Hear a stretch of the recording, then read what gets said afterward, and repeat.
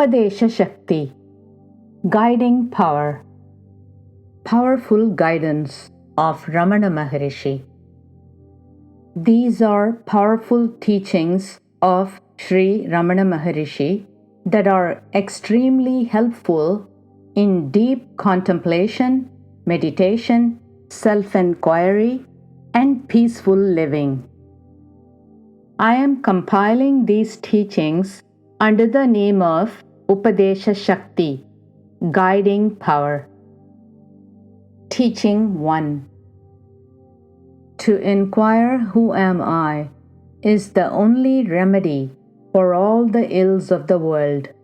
It is also perfect bliss.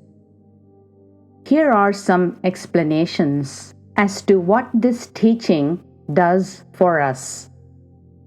People who are happy with their life and what is happening, for them, that is well and good. But they may also want to know more about themselves to realize their true nature, the real blissful self. These people may feel, been there, done that, but I have no real lasting complete happiness or peace or satisfaction in life.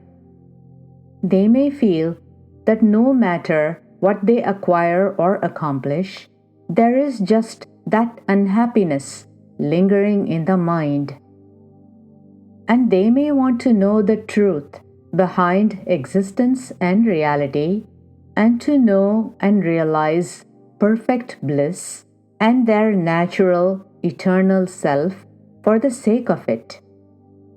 But there are also those who are unsatisfied with life, who want to escape from the miseries of their life, who want to be free from the shackles of the restless mind, who want to get rid of their bondage to the constantly changing world, and who seek lasting happiness and freedom from sorrow.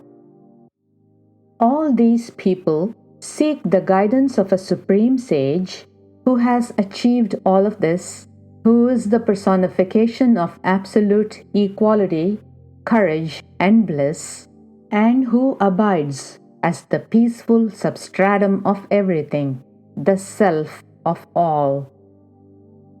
To offer superb and perfect guidance to these men and women, the great sage Sri Ramana Maharshi, who is the transcendental absolute reality, appears in a form and name and offers his amazing teachings, his powerful guidance.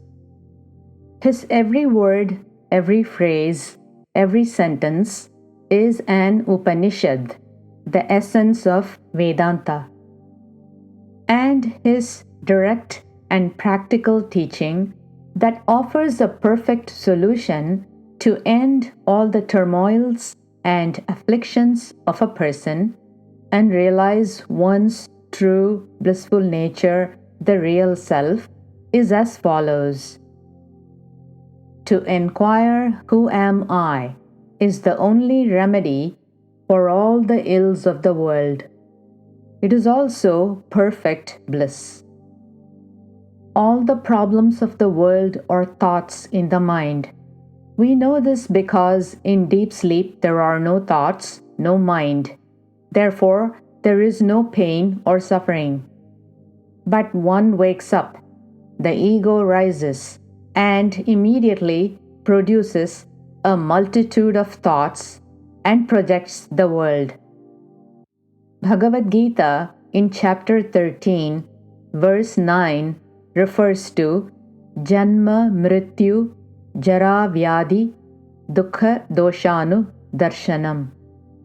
It means seeing birth, death, old age, disease, sorrow, and evil in the world. It is because of the mind that one sees all these miseries. But if one wants to be free from all these miseries, should one know more about the world? Should one explore the universe and expand the mind infinitely? No, says Ramana Maharshi. He says, if you want to know more about yourself and why you're unhappy, find out who you are.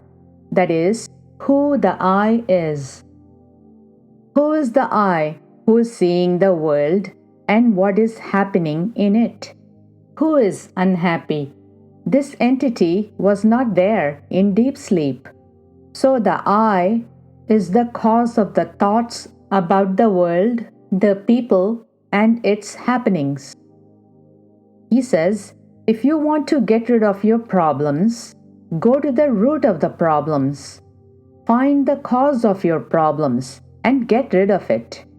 What is the use of exploring the world and engaging in endless discussions and disputations? Ramana Maharshi gives a beautiful example about the uselessness of exploring outside of oneself. Here it is. A child sees his own shadow and tries to hold the head of the shadow. As he bends and puts out his arm, the head moves further. The child struggles more and more. The mother, seeing the struggle, pities the young one. So she takes hold of the young one's hand and keeps it on his own head and tells the child to observe the head of the shadow caught in the hand. Similarly with the ignorant practicer to study the universe. Thus Ramana Maharshi explained. The universe is only an object created by the mind and has its being in the mind. It cannot be measured as an exterior entity. One must reach the self in order to reach the universe. So says Ramana Maharshi. Also, in Kaivalya Navanita, which is a text recommended by Ramana Maharshi, there are 2 verses that describe this beautifully. Master, listen to me. If you want to identify the persons in a masquerade, you set about to discover their nature, habits, and traits, which are now hidden. If, on the other hand, you run about, jump, turn somersaults, climb posts, dance, and fuss about, that will not help you to recognize them. Likewise, self-enquiry alone can directly lead to the knowledge revealed in the Vedas, which only point to Brahman, the Supreme Self, indirectly. Knowledge of the Self cannot be gained just by a study of the Vedas, feeding the hungry, performing austerities, repeating scriptures and mantras, righteous conduct, sacrifices, and so on. These are the 2 verses from Kaivalya Navanita. That is why Ramana Maharshi says that if one wants to get rid of the miseries of the world and get liberated from bondage, one should inquire within, who am I? Who is the one who is suffering? Who is the one who has bondage?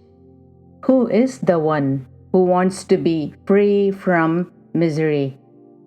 Thus, his profound teaching, powerful guidance is, to inquire who am I is the only remedy for all the ills of the world. It is also perfect bliss.